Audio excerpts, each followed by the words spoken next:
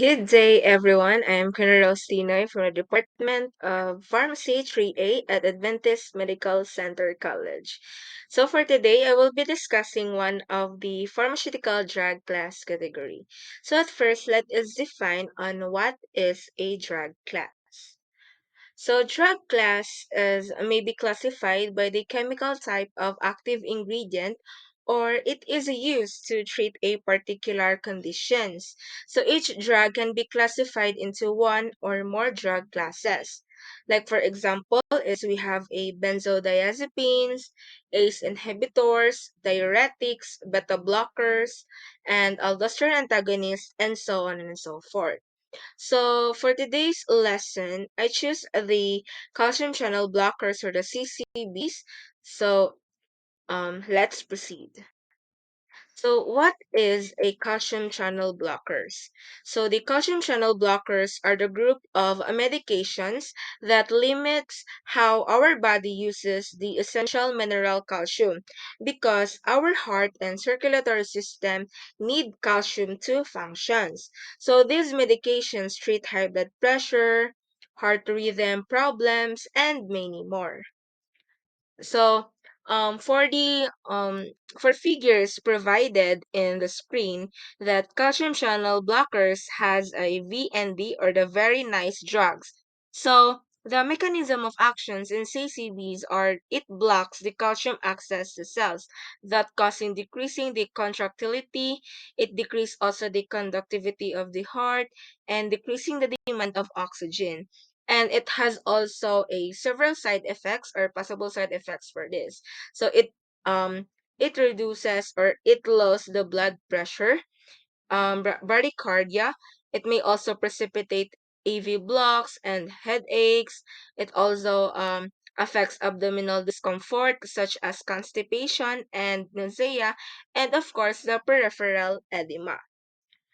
So how did they work? So how calcium blockers work? So calcium is an electrolyte. So when we say electrolytes, they are the ions. So ions includes most soluble salts, acids, and bases. So it dissolved by the polar solvents such as water. So it means it has a positive charge when it's dissolved in water. So our body uses ions like atoms with an electrical charge in electrolytes to support the things into and out of our cells. So our body is always working to balance things out. So it means when potassium in, then sodium out, and vice versa. So those ions enter and exit our cells using the channels, which act like doorways into the inside of our cells.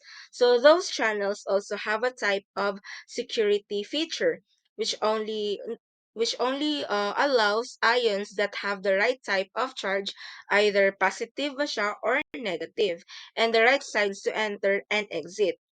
So, calcium channel blockers take advantage of that because of certain types of calcium channels tend to exit only certain parts of the body. So, this allows the targeting of medications depending on which channels they affect. So, there are many calcium channels on each of the cells in questions. So, at the right dosage, calcium channels sometimes antagonists. So it means they are only block some but not all of them. So it also allows slow downs those cells use of a calcium because there are fewer ways to bring it inside. So what are the conditions are treated to this class of medications?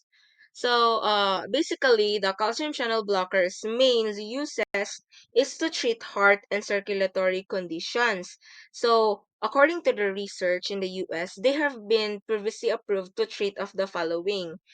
First is ang high blood pressure, the arrhythmias, when we say arrhythmias, irregular heartbeat rhythms, the chest pain, coronary artery spasm, the hypertrophic cardiomyopathy or enlargement of heart, and then the pulmonary hypertension, the subarachnoid hemorrhage or bleeding in the space between the brain and the skull. And then in addition to this, The official approved uses for calcium channel blockers are also frequently prescribed in the off label. So, this means that while medications are not officially approved to treat a condition, there is also evidence that they can still safely to do so. Off label prescribing is a legal practice. So it is a medically acceptable for so long as a healthcare providers to do safely and responsibly. So off-label uses of calcium blockers include these are the followings. So first is the Raynaud's phenomenon, then preventions of migraines, anal fissures, and high altitude pulmonary edema, and it is a type of altitude sickness. So another trivia for these calcium blockers is the Raynaud's phenomenon. So when we say Raynaud's phenomenon, it happens when episodes or attacks affect certain parts of the body, especially the fingers, the toes, and causing them to become cold or manamsha. And then change in colors.